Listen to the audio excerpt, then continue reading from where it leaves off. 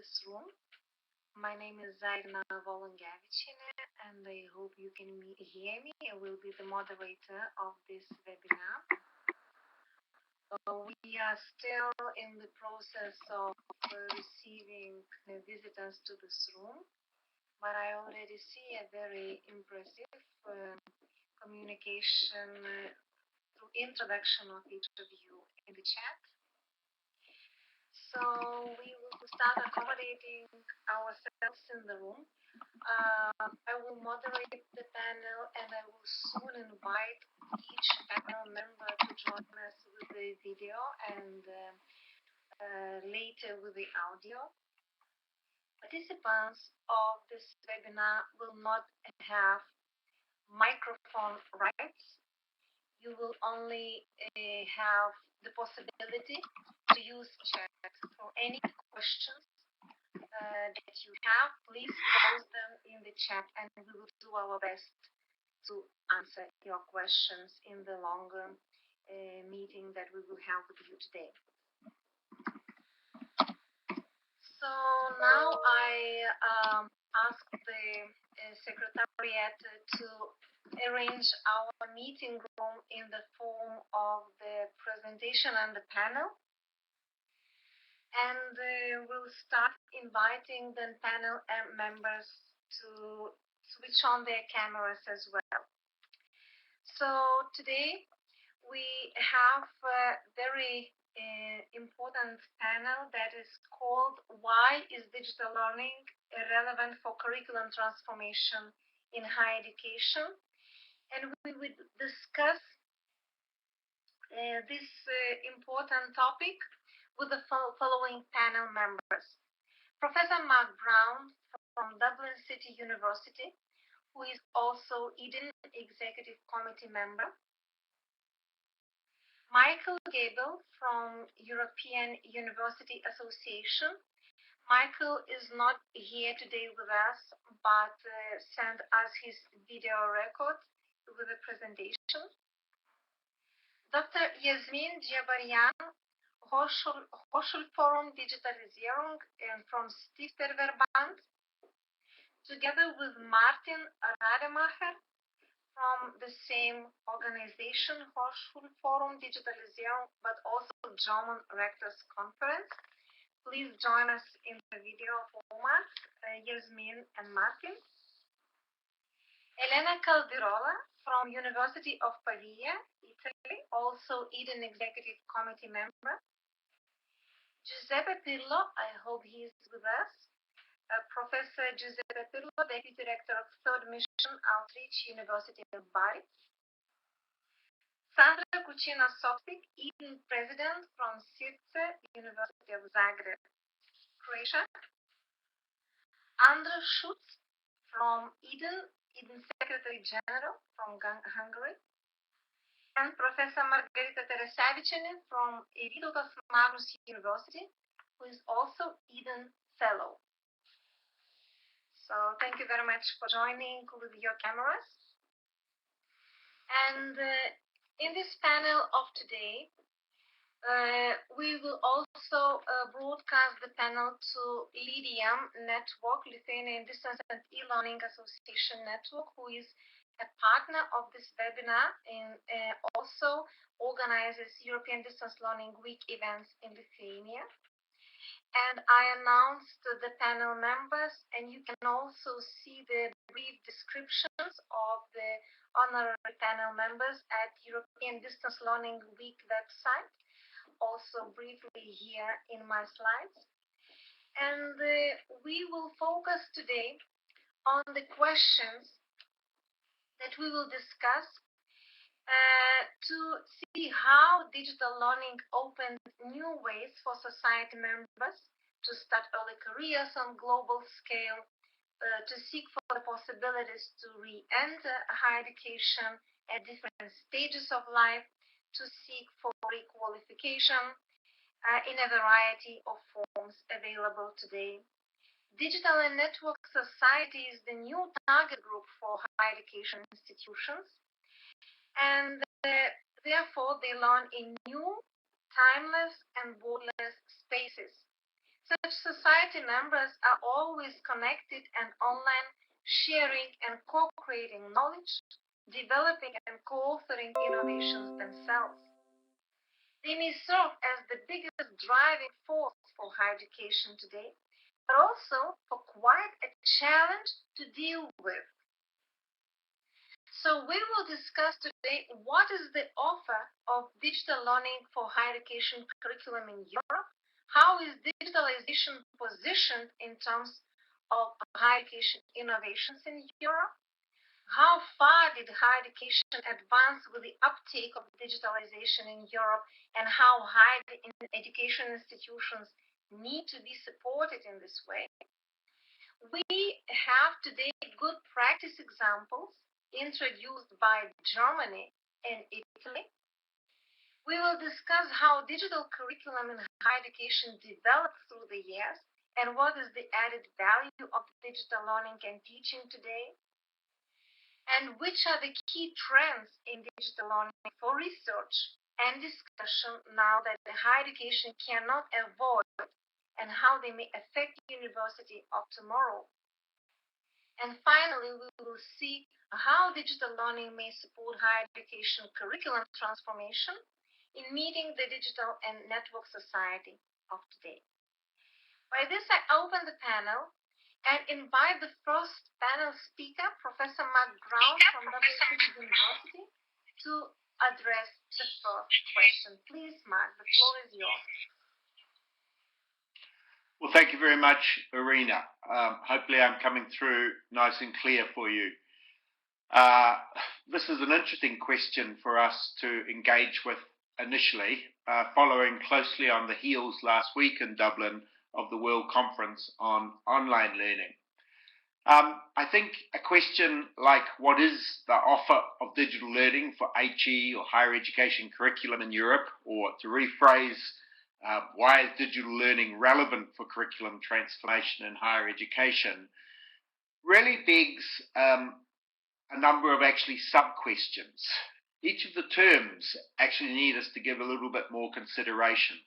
So in this brief opening few comments to set the stage, I want to just ask some further questions of that main question. What do we mean, for example, by the term curriculum? What do we mean by transformation? And also, what do we mean by digital learning? So I'll address each of those questions. I don't have necessarily absolutely abundantly clear answers, but sometimes the question is the answer. Firstly, what do we mean by curriculum? I think it's very important in the way that you're viewing the screen at the moment. The term curriculum in English is written with a small c. Sometimes it's written with a capital C, and that makes quite a difference in its meaning. It's subtle, but very different. So typically, curriculum when written with a small c refers to everything that we do within the education system. And in that sense, curriculum is never neutral. It evokes what I often refer to as the 3 Ps of education, or 3 Ps of the curriculum: politics, policy, and pedagogy. All of those need to be considered when we're talking about the questions that we have for the panel today. You see, educators are more than just factory workers who deliver a curriculum. We actually have a role to play in shaping that curriculum and sometimes reshaping it, and potentially, to quote Neil Postman from, I think, 1977, teaching in a subversive way, or teaching as a subversive activity. And so I think if we move to the term transformation, in this sense, transformation is not an apolitical exercise. Transformation for what? To what? Education in change, or education for some type of transformative change? The concept of backcasting might be very useful here. Where do we want to be, and how do we get there? What is the transformational advantage that digital learning offers? So I'm again giving you lots of questions, not many answers at this point in setting the scene. Maybe transformation is not the right word. Other terms we could be talking about is curriculum renewal, curriculum redesign, curriculum reform. What's the difference between these? And then if we are talking about transformation, then I think for me, I work in simple terms, usually and keep things into threes. John Daniels' iron triangle for what was originally distance education, but I believe applies to all forms of education, comes to mind. The iron triangle is made up of opening up access to education. There's no doubt that new digital technologies have tremendous potential to open up access to education. The second pillar of the triangle is reduce cost, or cost more generally. You might even think of this as efficiency, often a term we don't use. But there's again no doubt, if we take the MOOC experience, that new digital technologies do have the potential for mass pedagogy to potentially reduce costs. And then finally in the triangle, Daniels talked about quality or effectiveness. When used well, there seems to be very conclusive evidence that digital technologies can enrich and enable a curriculum that is much more effective, that is better, if you like. But the term digital learning itself does require us to give it some consideration. There have been a number of terms over the years: e-learning, technology-enhanced learning, computer-assisted instruction, if we go back. Are these all the same? What do we really mean? In some respects, currently the term digital learning is a bit like that air freshener that you spray around. It smells good, but what is it? And what's left when the smell dissipates? There are some that argue, Sean Bain, for example, but many others now, that we're actually entering the post-digital era, that we need to be thinking of digital learning as if it is the mainstream, it is the new normal. Do we really need to put the word digital there? Are we just talking about new ways of learning? It's certainly something that George Siemens, in his final keynote at the World Conference, made a case not for digital, but for much more nuanced understandings of learning.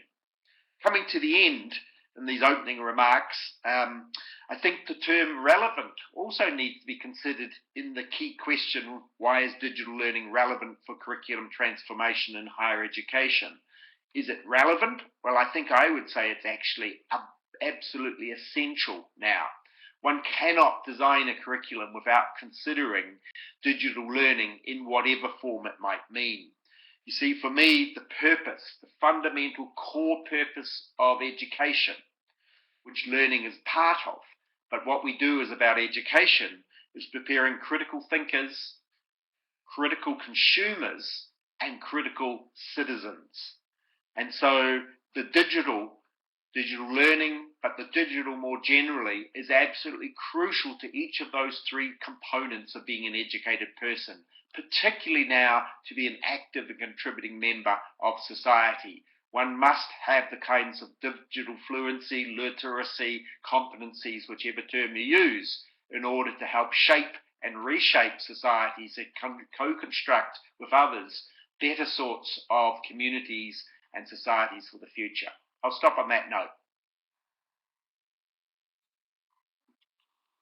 Thank you very much, Mark, for your very reflective and relevant, I would say, reflection on this question. I see some echo. I'm sorry for the microphones, maybe somewhere still switched on. I think what you mentioned, and Sandra also reflected in her comment in the chat, there is a very important question pending. I don't see further questions still from the community here in this webinar, so please post your questions in the chat and we will have some time for discussions. But these issues that you, Mark, address about curriculum transformation, digitalization, and relevance, and then how we do with the concepts, I think what we have is a very nice link that I would like already to make this bridge to the second reflection from Michael Gable from European University Association, whom he makes with the initiatives from this link with those universities that are advanced in digitalization and those who still take themselves a position as traditional universities, but might be already well advanced in the digital pathway as well. So maybe a survey is important for universities on the concept level, which concepts they use, how they think this transformation is going on, and how we can position itself today in Europe, and how we move on with the term that also Sandra points out here correctly in the chat, how we still discuss digitalization in this context. So I kindly ask Secretariat now to proceed with the Michael Gabel's reflection on these items as well in the video that we have from him.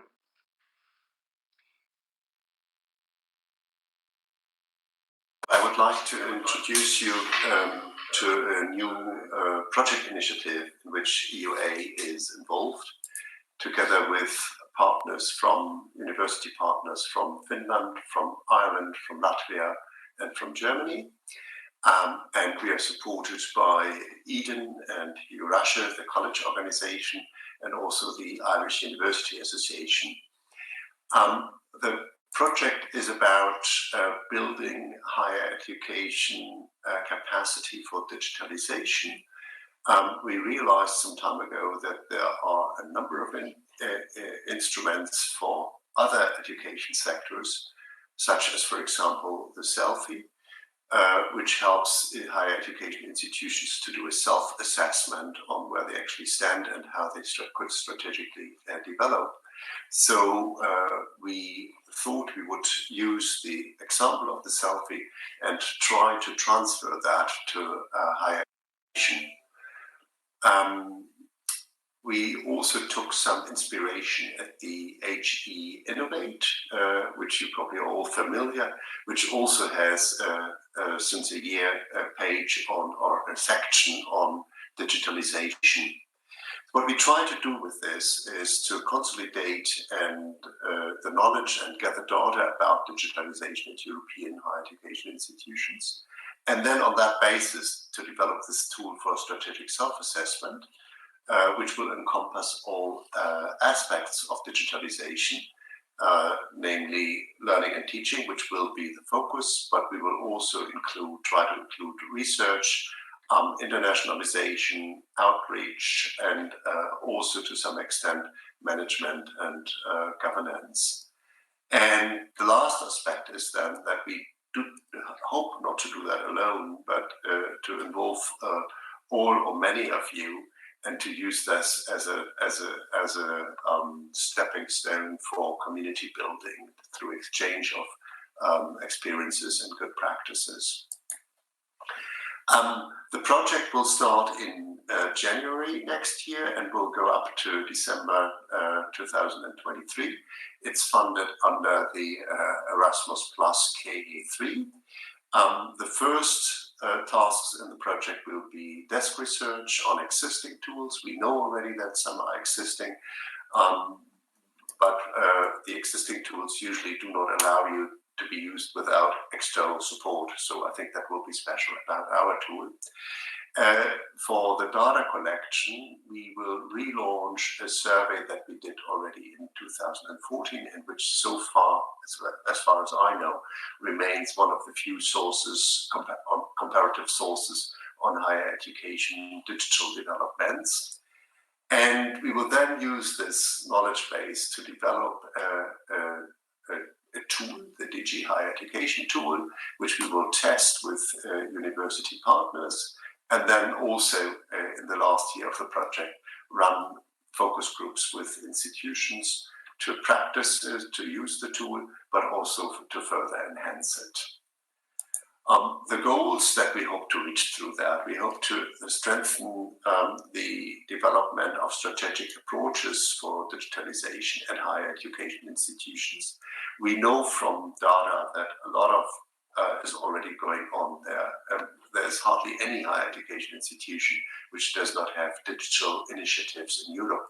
But we can also see that many institutions are currently starting to or try to develop more systematic and strategic approaches. So it would help then the institutional leadership to explore perceptions and perspectives of different staff members across the institution. Those who are familiar with the AG Innovate or with the selfie will know that feature already.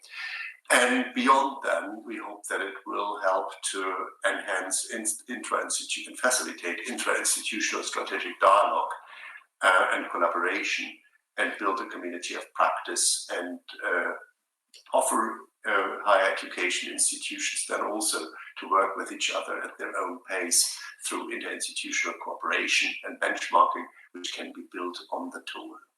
So that's it for the moment. You will read more from us in January, February next year. Thanks so much for your attention. Thank you very much, Michael. The questions that are right now in the chat, starting with Alistair's message about a little bit higher about the need to identify how we develop our pedagogy to enable active learning. Also by Ilya Hazanov about the risk of digitalization in education, the impact on physical, emotional, cognitive processes, and for the questions addressed, these are the questions that have been tackled by EDEN, European Distance and E-Learning Network practitioners. But when European University Association started Digi Higher Education project and invited EDEN to be associate partner in here, and you see how Michael presented the link in the project about surveying universities, higher education institutions, and identifying such practices. Actually, this is the call for good practice examples about the evidence how academic community stands for quality teaching and learning and assessment, how we all need good practice examples. Continuous professional development can be the tool to solve these issues, and it is constantly in need for revision. And we need also recognition, new forms of recognition of the academic community members who bring higher education forward. For this reason, today, I'm so pleased that we have good practice examples from two outstanding countries. The first comes Germany. Germany and higher education institutions established higher education community platform to support their champions and innovative higher education teachers. So I would like now to invite Yasmin and Martin. I don't know which is the order of appearance, but please decide yourselves. And now, please, the floor is yours. You can use navigation buttons of the slides below, and I would like to ask you to share your experience with the community behind this room and behind the participants of European Distance Learning Week. Thank you, Irina. Martin and I are very happy to introduce you to the HFD Community Certificate today, a tool we have developed in the Hochschulforum Digitalisierung to allow those who are committed to innovative and digital higher education teaching to make their efforts in the field and their qualifications visible. So, what is HFD Cert exactly? It's an online platform that depicts and documents its users' activities and individual commitment in their online portfolios by means of a peer review approach and gamification elements, such as the earning of e-points and badges.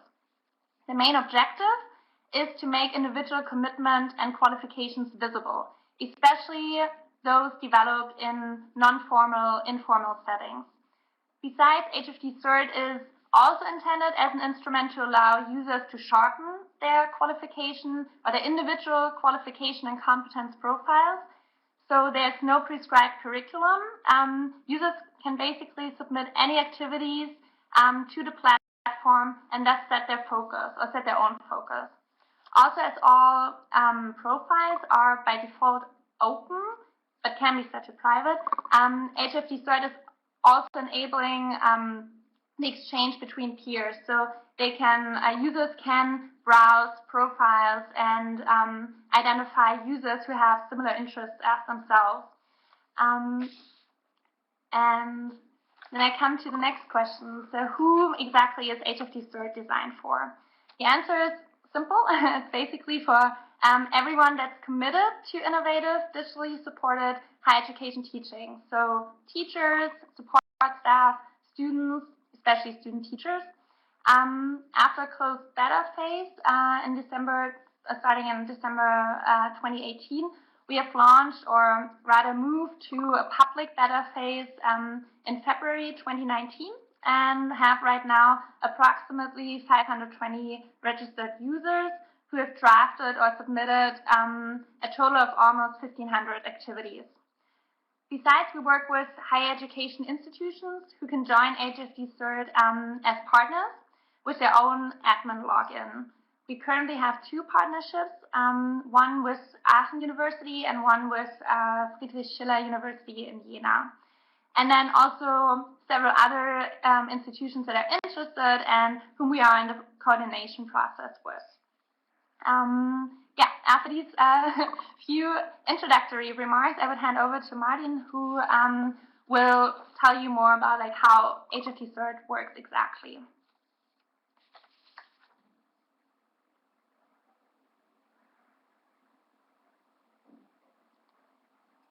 Sorry, Martin, your microphone is off. Can you please check the green button on top? It should be green, not gray. Now we cannot hear you yet.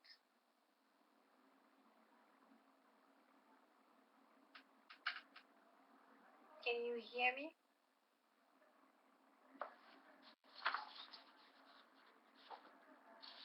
On top banner, you should see the microphone button.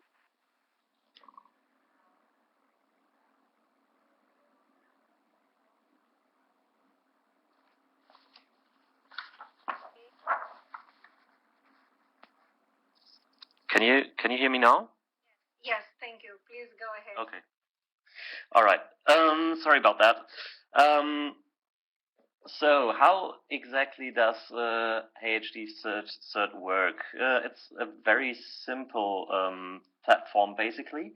After you registered, of course, you can submit any activity that you've done. Say you've written a blog article about digital learning, or you've recorded a podcast, or you've restructured your teaching in order to include digital methods or digital tools. Well, you submit that activity on HFD Cert by just describing it, reflecting on what you've actually done, and then you put in an amount of hours that it took you to actually do this. Say you've done some research for your blog article, and it took you 1.5 hours to write it, and altogether you say, it took me 8 hours or so. So you put in 8 hours, and then you submit that activity to HFD Cert, where it is then placed in a pool of unreviewed activities, from where other HFD Cert users can then rate this activity by just verifying it. Say you are an HFD Cert user who has been active on the platform for quite a while and already collected a lot of e-points, then you are eligible to just pick one of those pool activities and say, okay, for me this looks valid. Once an activity gets verified, the user who submitted the activity then gets his amount of hours as e-points on his account. So once this blog article that took me 8 hours to write gets verified, I have then 8 additional e-points on my account. After the peer review process, I get my online portfolio together with this new activity. So on my online portfolio, I can actually see all those verified activities, which then makes it makes it interesting for other persons to see what kind of activities I've actually completed.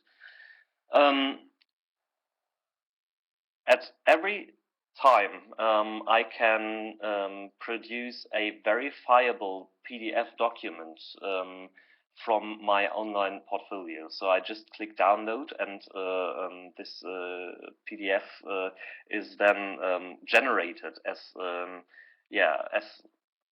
an activity list that can be verified by anyone who sees the PDF by a verification code. So it's actually a very simple process.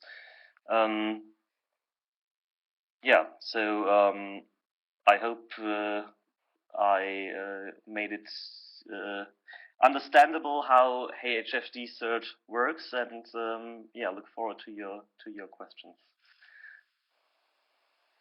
Thank you very much, Martin and Yasmin. I think it would be a good idea to post a link to the portal in the general chat. I'm sure people would see the impression of it. I've seen it. It's very impressive and a very important step towards preparation on competence-based learning and micro-credentialization and recognition of national practices and champions in higher education. Thank you very much. Now, we also, you most probably missed one more slide, which comes from your presentation. At least now it's on my window, and we can see HFD Cert community certificate as well. So the second country we invited to participate is Italy. And now I would like to invite Elena Caldirola with Giuseppe Perlo to elaborate on institutional collaboration and digitalization of higher education in Italy. So please, Elena, the floor is yours together with Giuseppe. Thank you very much, Irina. Can you hear me? The audio is good? Yes, I can hear you well. That's perfect. Thank you very much. Thank you for this invitation to this seminar.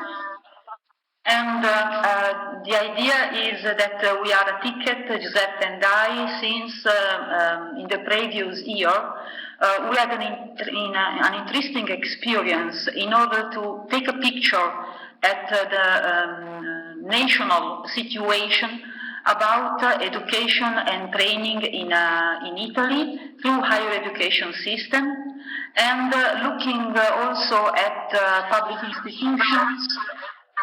Sorry, there is some noise, a returning noise. Okay. A higher education institution, but not only, public institution and enterprises, companies, and so on. The idea was to publish a book called Education and Training in the Smart Cities Year, Experiences and Perspectives, and we were able to write down, to note down, which is the situation going on in Italy.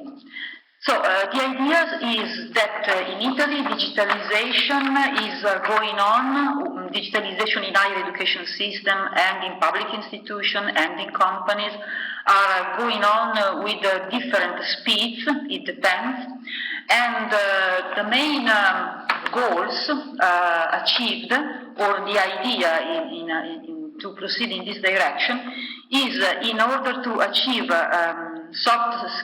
more soft skills for employability goals, is to prepare a path for students with more flexibility and personalization. Another point was just to prepare from some university student-centered learning approach for the student. And the other two main points coming from this survey was that universities are undertaking this kind of experiences in order to find out more intercultural approaches and, above all, internationalization of curricula in order to find a way to exchange courses or experiences between Italians and abroad universities. This is the main picture about why higher education institutions in Italy are using digital education to foster this kind of topics.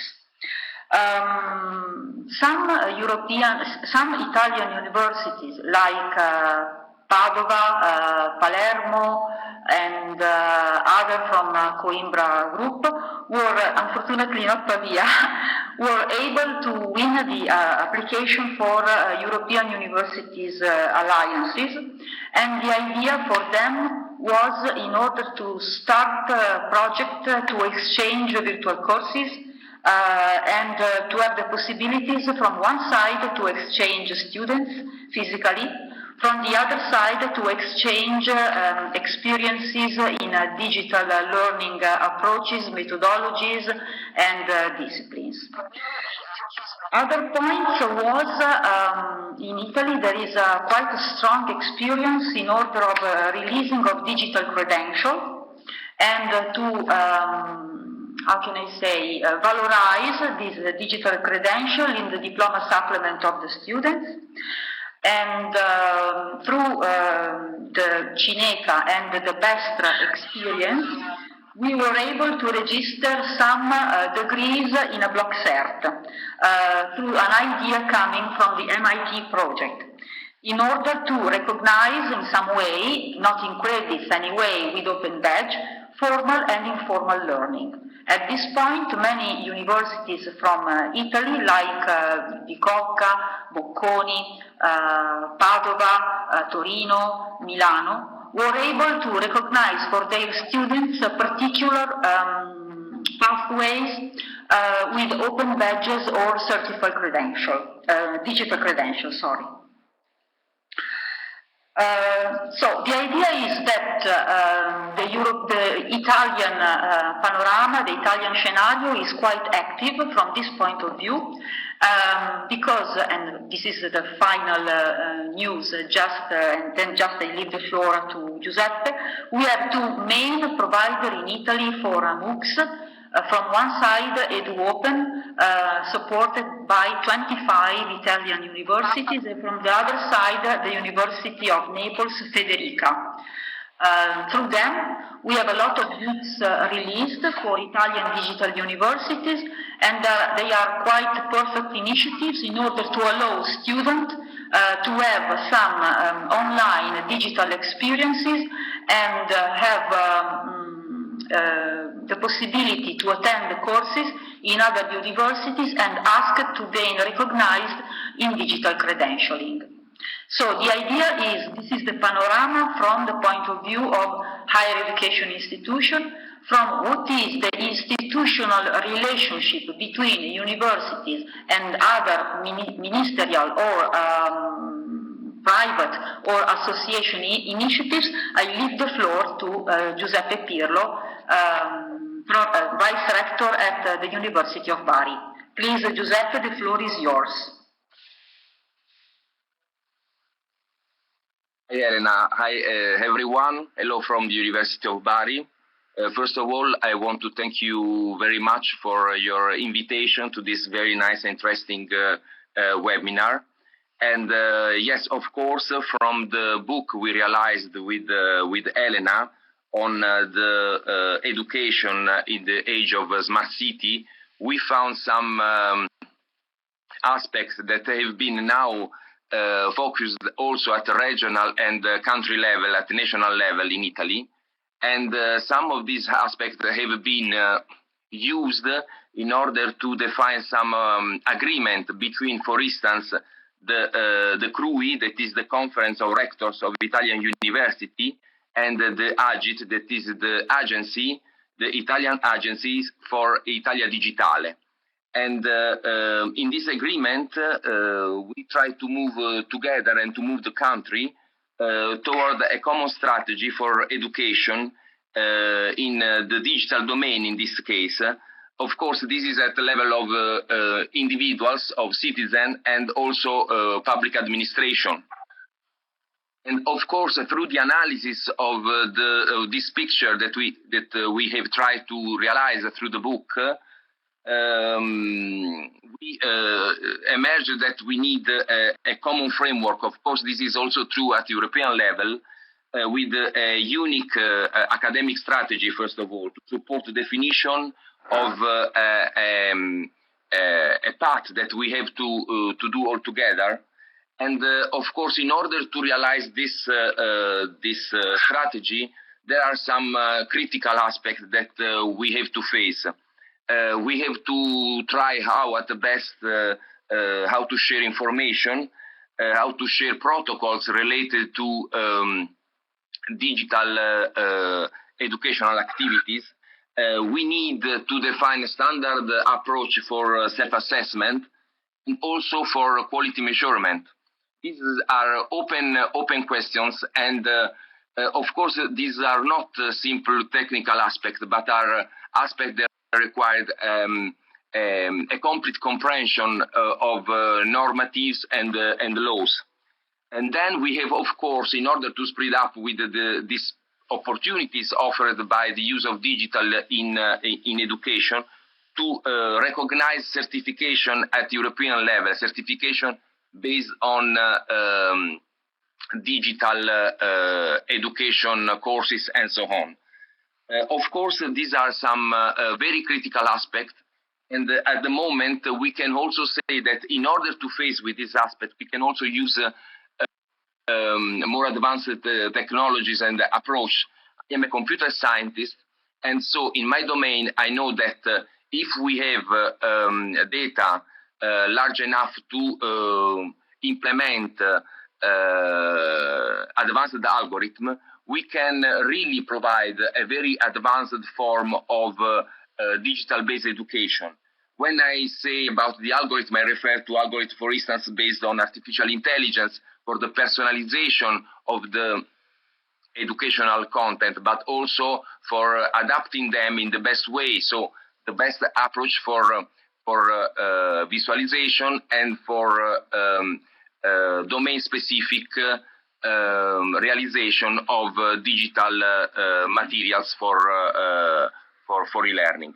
So we are moving now in this domain, and we are engaging several experimental tests on some advanced technique for a much more effective and high quality educational system. So thank you very much. Thank you very much, Giuseppe.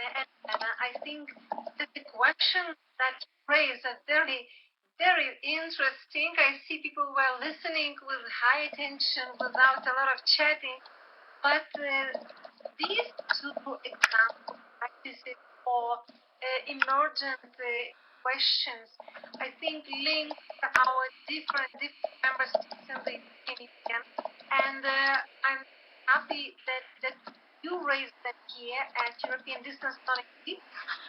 So now I suggest that we immediately move to Sandra, President, because Sandra is here to give some ideas on how Eden continues to support the developments in this area for more than 3 decades. So maybe some good links to what can be explored here. In Dublin City University, we were last week, we had Eden Fellow session, and now I see that the questions that come from practitioners are also on the level of rector conferences. So Sandra, please tell us how Eden can support us all here in these discussions. Dear Irina, thank you. Can you hear me all? Okay. I'm very happy that I can say something about Eden activities relating to this topic. As you can see, Eden is quite busy and very active as we already have the 4th European Distance Learning Week this week, starting today with this webinar. What I like to just share with those of you who are maybe new to Eden is a few slides about Eden itself. This is the network with aim to share, improve understanding among professionals and all others interested in distance and e-learning. And our aim is also to promote policy and practice across the whole Europe and beyond. And as Irene already said, we are more than 28 years old organization. So these are our numbers.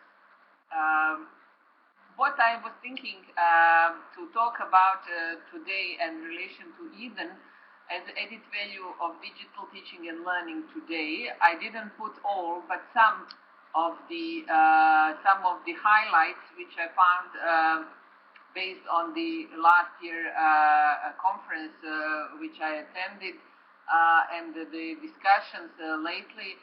Accessibility to learning materials and information, issue of open education, innovativeness which we support and foster in teaching and learning.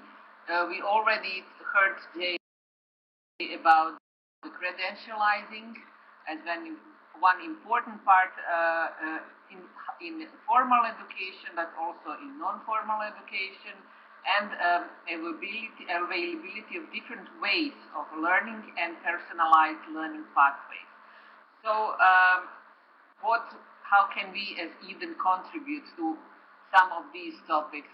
Our focus is to enable talking and tackling the most present and important topics, but also bringing Eden community and all interesting to discuss and to exchange ideas and know-how, and also providing the ground for collaboration and joining of efforts to foster digital education and digital culture for better life and well-being in today and tomorrow's world.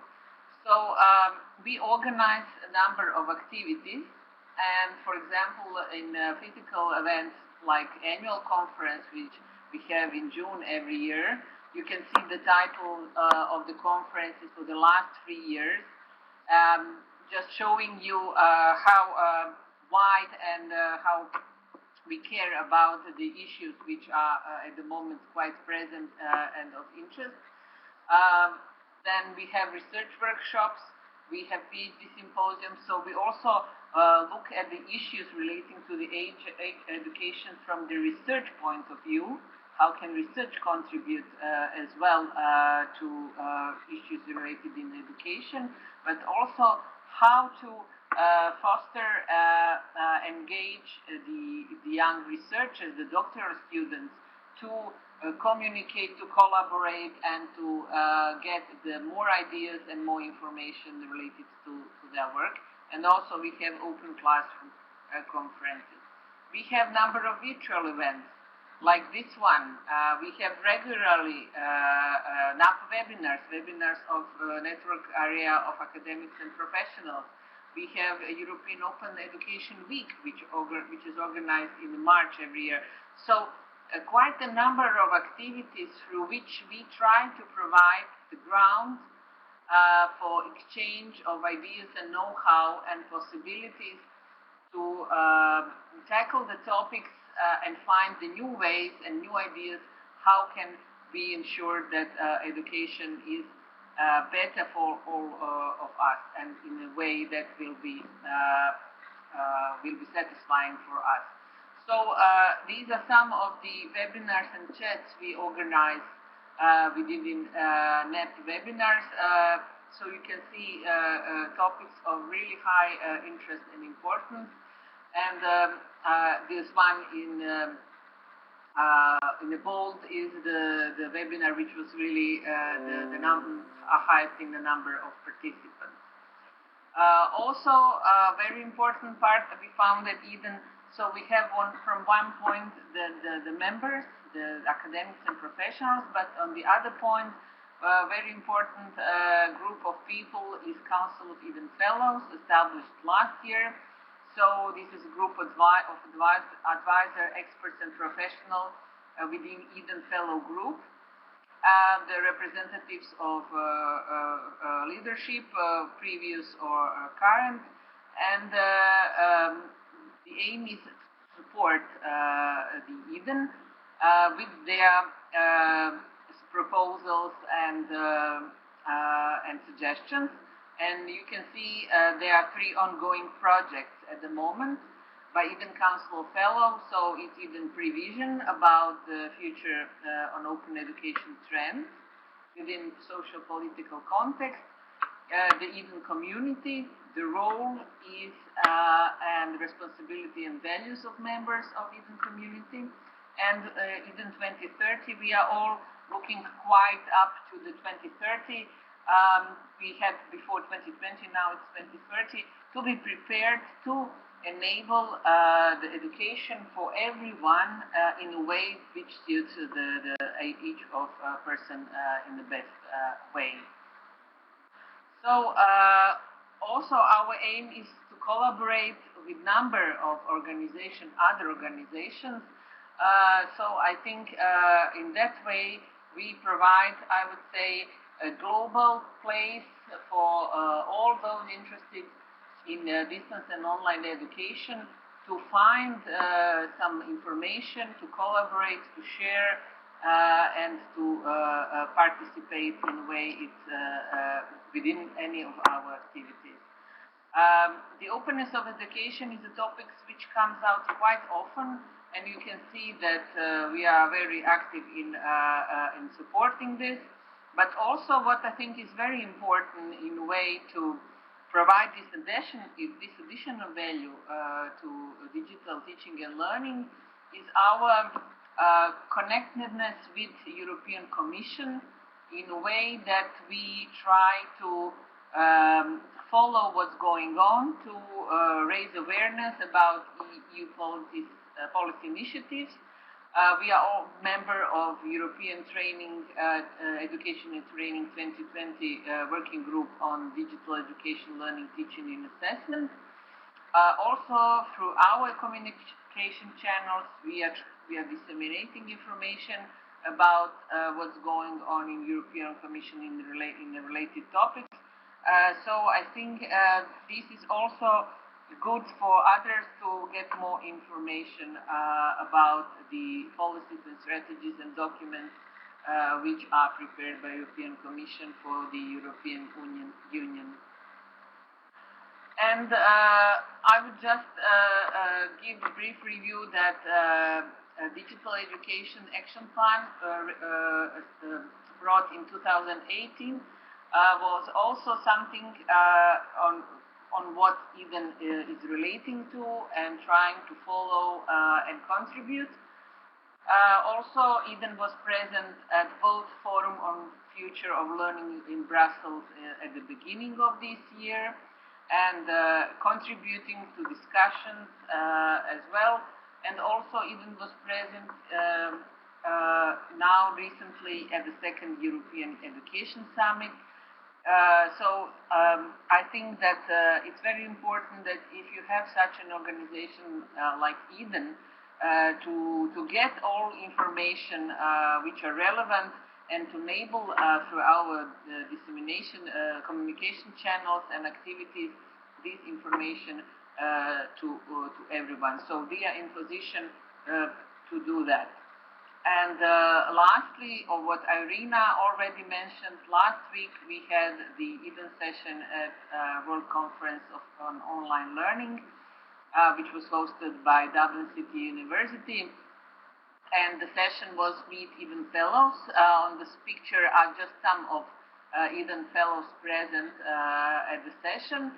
The idea was to talk about the topics which we found very important at this moment. And from those 4 questions, I want to share with you the question on credentialization was definitely the biggest group of people who had interest in this question. The room was full, even the additional chairs were asked for. So I think that it is important to even further discuss and contribute to this topic, and also to be a place, to be a space as well, such like Eden, where you can get and find this all relevant information. So my last words will be contribute through this week as well. But for those of you interested in joining physically, to be able to discuss, come to Eden Annual Conference in June in Timișoara. Thank you. Thanks, Sandra. I do hope we receive people with these questions pending from our webinar today in further Eden events as well. But people come, people go, and we discuss new issues and new challenges, and sometimes we start bringing them from Europe to our member states, to our national and institutional contexts. Sometimes vice versa, they come from institutions and go to European platform. We are so proud to have Andras in Eden, who continues with Eden activities and member and community work for more than 2 decades.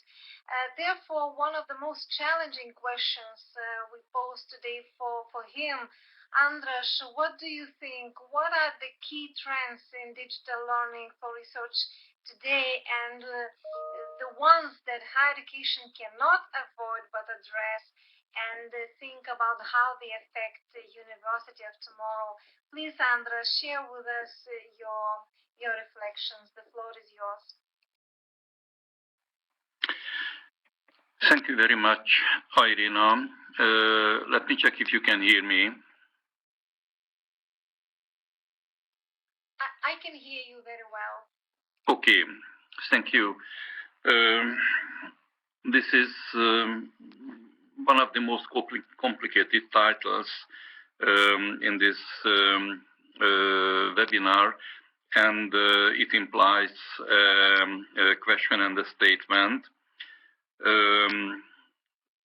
which is really exciting and challenging. I try to give my reflections.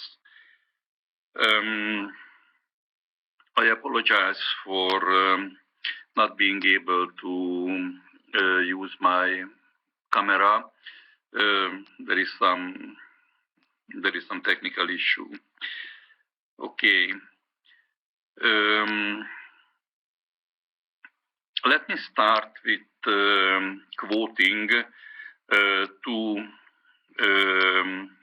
respected scholars, Olaf Zawadzki-Richter and Som Naidu, who wrote a very interesting paper in the Distance Education Journal, and they have identified several eras or several phases in the open distance learning research, starting with the professionalization and institutional consolidation from the 80s, then the emergence of professional instructional design and the systematic use of educational technology. I think we all remember well when the top of the agenda has been the quality issues in distance education, and then the student support may be considered as the next phase of intensive attention in research. The virtual university was one of the preferred issues also for the European Commission programs and also in the scholarly common speech, followed by the collaborative learning patterns and the interactive learning MOOCs, open educational resources area is the latest one, which is still actually, of course, on the agenda.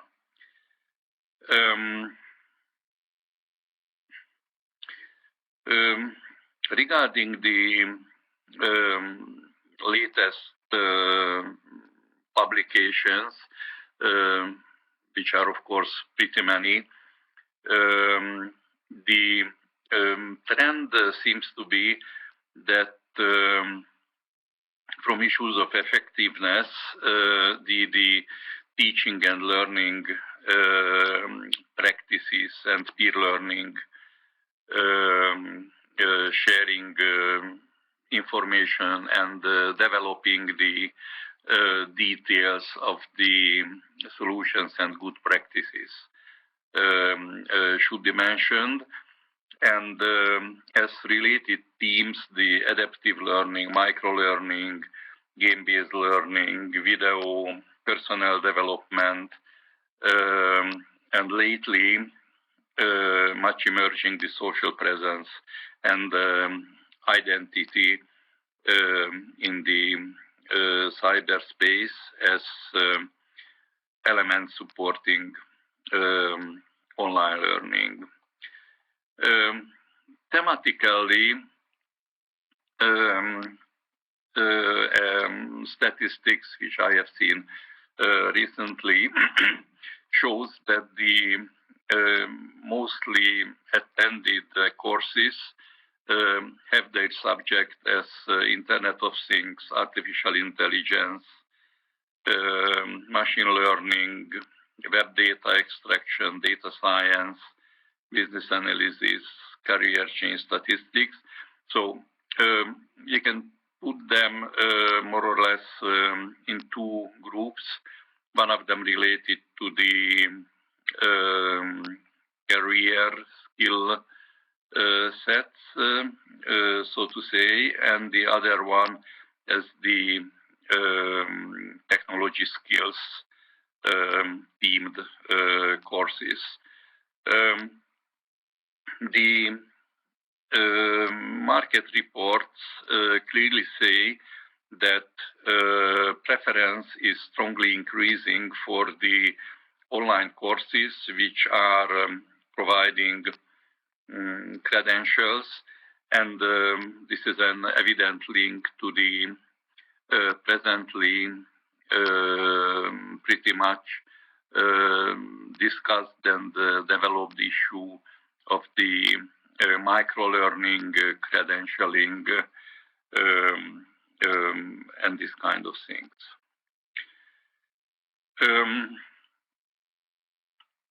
The European Commission in their Education and Training 2020 actions, which are finishing soon,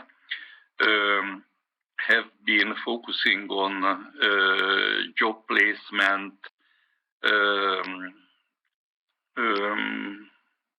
learning translated to employment opportunities, support of the career guidance, the higher appreciation of apprenticeship programs supported by the partnerships between educational institutions and the corporate sector, and more in a wider sense on the relationships between learning, living, and society. So what we could call the trans-sectoral and macro level of learning-related research. Let me quote a few elements which I think are important and linked to the theme of this presentation. The study of the European University Association, Learning and Teaching in the European Higher Education area. I remember very well when a few years ago, EUA Secretary General Leslie Wilson gave a keynote at the Eden annual conference, and then she explained that the next important trend at universities would be that learning and teaching are becoming institutional priority. It sounds well, it maybe not that evident, but both the findings and statements of this study, as I trust our own experience is confirming that this is really a rearrangement of strategic priorities at the institution. And let's mention two elements here. One of the international cooperation and exchange of experience, and the other the staff development as core elements of this learning and teaching focused approach. Well, this is an observable and time by time confirmed trend that the universities integrate step by step the learning innovation in their strategies. This happens in different ways. Most institutions prefer calling it blended learning, for which there is hardly any reliable definition, and the use of digital online learning depends, so the implementation depends very much, understandably, on the type of institution and the target groups, so the learner groups which may take part in this. Learning analytics is also pretty often quoted and mentioned as a tool to improve the digital processes. In this study, it is said, which is probably true, that in Europe, actually unlike like in the US or Australia or Canada, the data are gathered, but to a small extent used and followed up.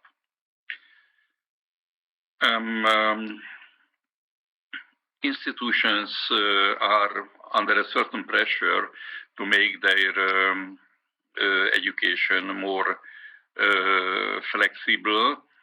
And in the meantime, however, lifelong learning is an ever strong conceptual element in the institutional strategies, but even in national strategies. However, the rapid skills acquisition seems to be more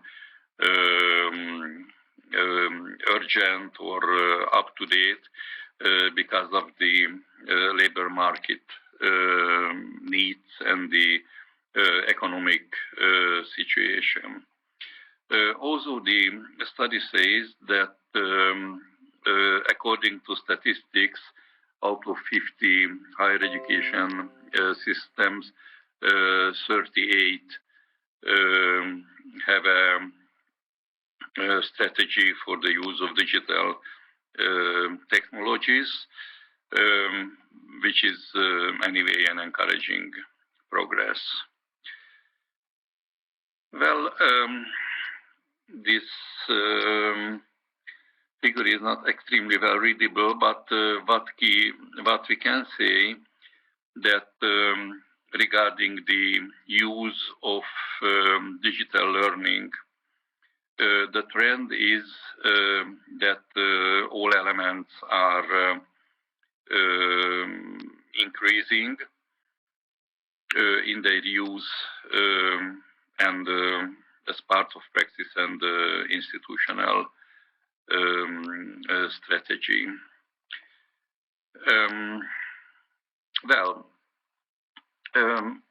What I was trying to explain was actually a few highlights, what I can see from the trends. A bit ironic or perhaps even cynical addition on my behalf is that I had the honor to attend last week in Dublin the World Conference. There was a pre-conference session of the ICD member institutions, senior representatives, and this is why the sort of irony I have put this confidential stamp, so not widely distributed, but I felt a general opinion that open distance e-learning at most universities is still considered being, kind of isolation and second class and second choice and lower quality judgment about it. So this is still present, and when we are making our strategic plans to improve the development of digital solutions in higher education, then we should take this into account. There was an interesting suggestion that, well, this is also a communication question, namely, it is not easy to find a good paper written about the explicit advantages of the online solutions. So there are many, questions, doubts, analysis, etc. But encouraging study about that, what works clearly better by using online technologies, which is something between the marketing and the scholarly writing, would be useful. Mentioned there someone, and there was quite an agreement. We have, however, a sort of partners and allies in this, and I would say that these are the students. I use this figure, this picture, in which I have a deep trust, saying that the students are always ahead. So in the higher education processes, the consumers, final consumers, okay, there may be a debate, but they are always the students, and according to their interests, they are using the digital technologies in a smarter and more sophisticated way, how often we teachers could develop them and make available for the students. Probably we are speaking much less about the students' interest, role, involvements and demands than we could. Thank you very much for your attention. Thank you very much, Andras, for very insightful topics and comments. They will be very helpful for our discussion that we will start soon. But before that, I would like to invite Margarita Teresavichene from Vytautas Magnus University to bring a link here. We already speak about the initiatives, ideas that come from professional level and from those who are eager for digitalization, digital learning development, but we also live in a society that is merging nowadays and is very diverse and has specific needs for higher education curriculum. So, Margarita, please enlighten us on how digital learning may support higher education curriculum transformation in meeting the needs of digital and network society. Thank you, Irina, and hope all of you can hear me. I'm really very pleased to participate in this panel, and I was very happy to hear the questions of first presenter, Mark Brown, about the meaning of what does it mean digital learning, digital learner, what does it mean curriculum and transformation of the curriculum or transformation of higher education. Actually, it is questions what need to be rediscussed many times, and in all the presentation it was somehow related with these questions. So my presentation is from the point of research. And I know I am short in time, so I try to just, talk about the main issues, main findings about firstly about the characteristic of digital learner, then about the learner's needs and the transformation of the curriculum, possible transformation. So 3 ideas. So findings shows that actually digital learning is different from traditional, as we as digital learners would like to have information in smaller portions, spend less time on analysis, and take faster decisions in the faster world. So acquisition of small pieces of information becomes a characteristic of digital learner. So all of us can feel this tendency to focus on short news, brief information, and to go to that less than to go some deep specific reading. But this is not bad. Wide versus deep learning allows adults to develop and demonstrate ability to see multidisciplinary connection that others may have never seen before.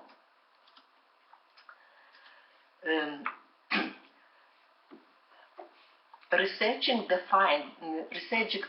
learner's needs, we found that learners prefer different forms of resources: videos, audios, readings in small pieces, online courses with or without a teacher. They also have special needs for the virtual learning environment because there is a need for suitable time and peace for learning. There's a need to have special communication and collaboration tools, but also they prefer learning environment with the time management, feedback, clear instructions. Teacher also is very important in for learners. So guidance and feedback is one of the most important things. So adult society members would like to control their time, learn about existing time limitations, and choose space and time for their possibilities. Also, social networks are very important. Events, seminar, conferences, and connection to other people. So, regarding the universities, learners expect online courses and flexible study programs to be able to connect in their own time, adjusted to work and family life, including mobile devices. So how curriculum can be changed to meet learners' needs? There are 5 important items we found. So it is access and flexibility, content, pedagogy, collaboration, assessment and recognition. And shortly, every item, almost every item.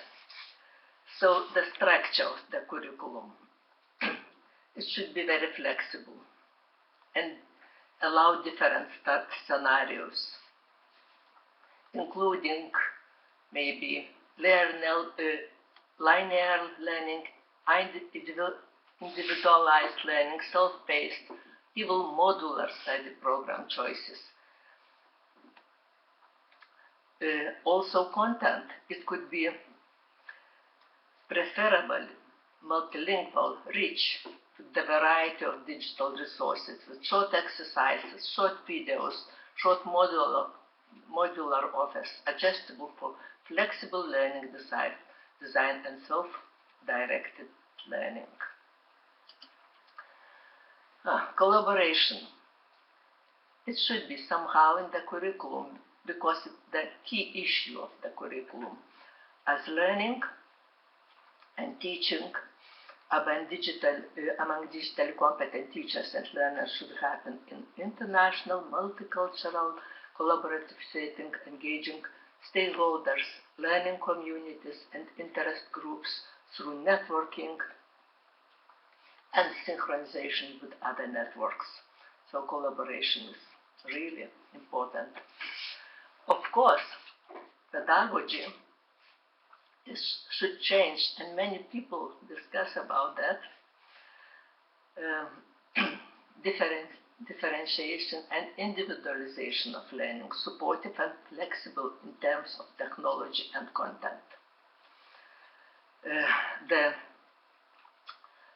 We can talk about the open educational resources separately, but this is very important for digital learners. As open educational resources have a potential of making curriculum self-sustaining in terms of time, cost, and quality. And finally, assessment and recognition. It's among the most changing characteristics and innovations awaited. So immediate and instant feedback, quizzes, tests, digital credentialization and certification, recognition of prior learning in formal education, preferably using digital badges. And of course, this final one requires most efforts and research in the nearest future.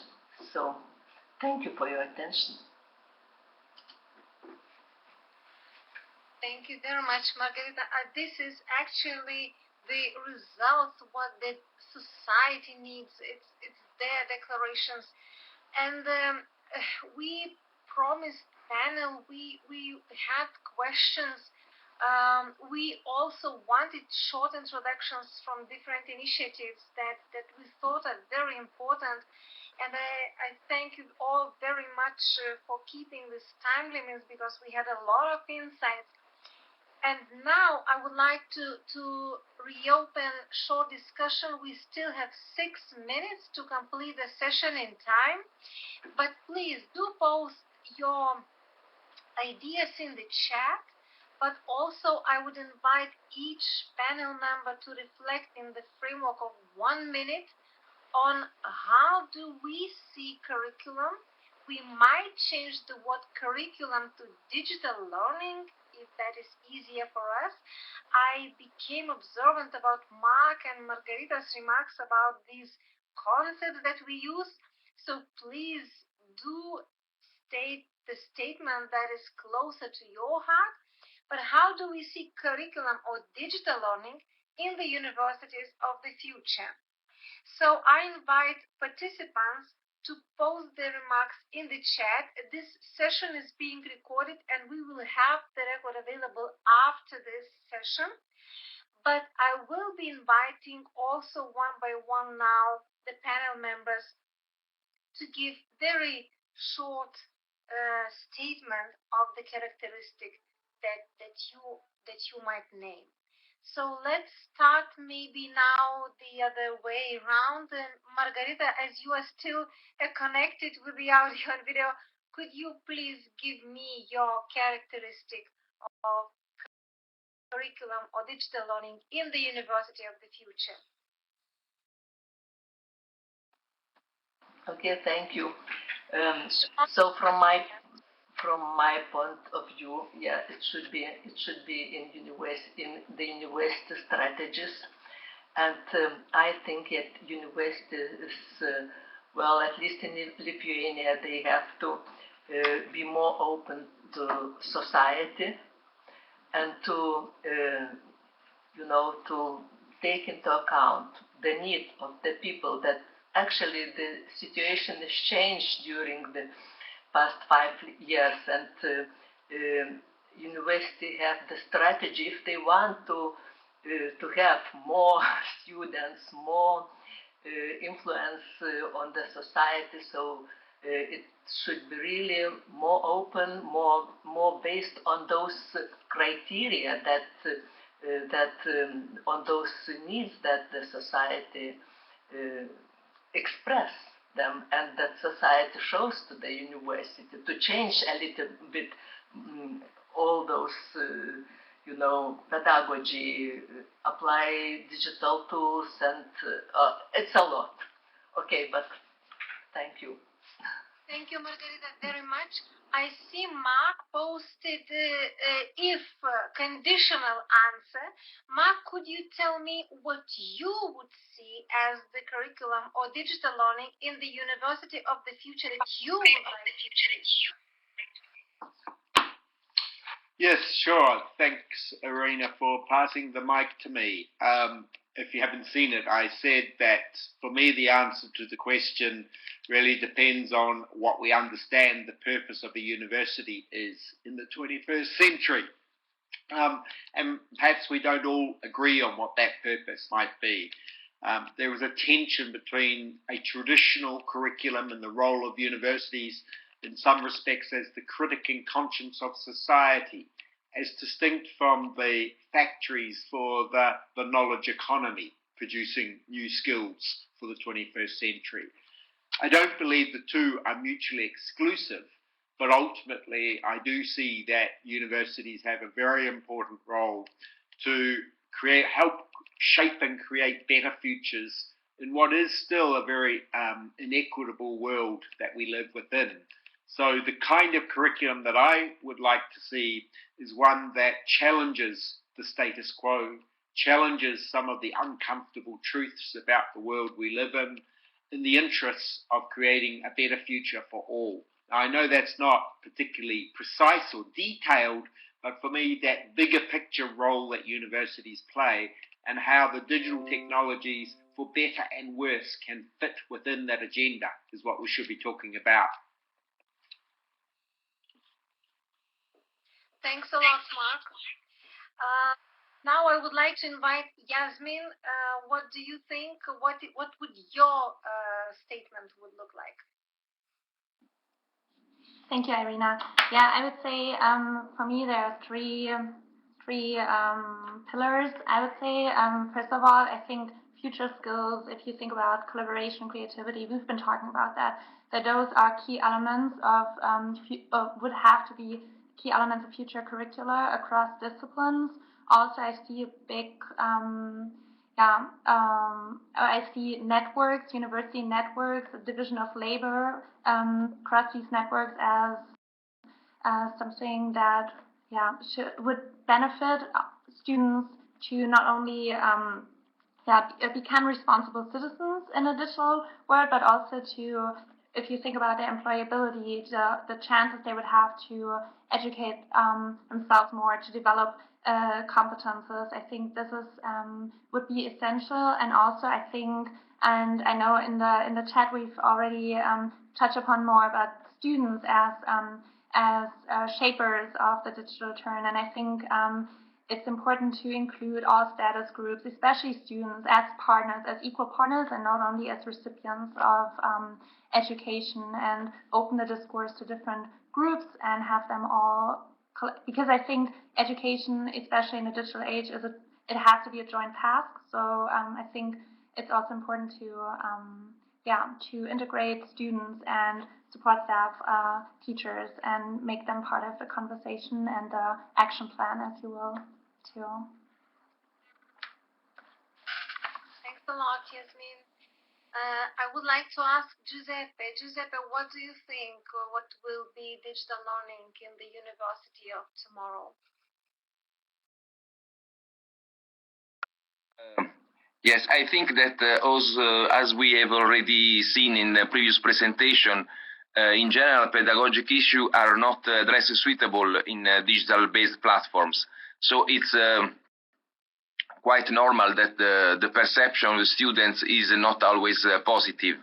And in many cases, also in our university, they prefer traditional courses. And of course, we need to work strongly on advanced teaching strategy for adaptivity and the personalization issue, in order, I think, to improve the interaction between human and machine, the interaction experience for in education.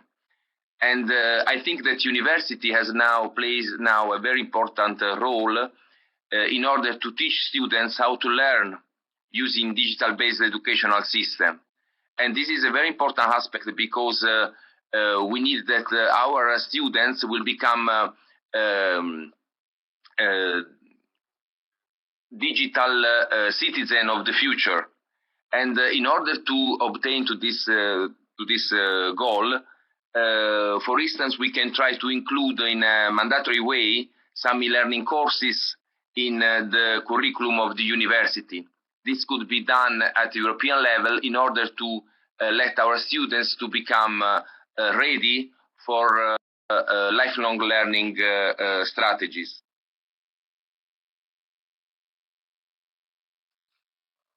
Very interesting, Giuseppe. Thank you very much. We have to conclude our webinar, so I will invite for only a couple of words from Elena, Andres, and then Sandra to finalize. Yes, Irina. I think that of paramount importance, at least for my experience in the Italian system, is the production of CPD initiatives in Italy. Because if from one side Giuseppe says that students do prefer to attend traditional lessons, maybe it is the reason is because teachers and professors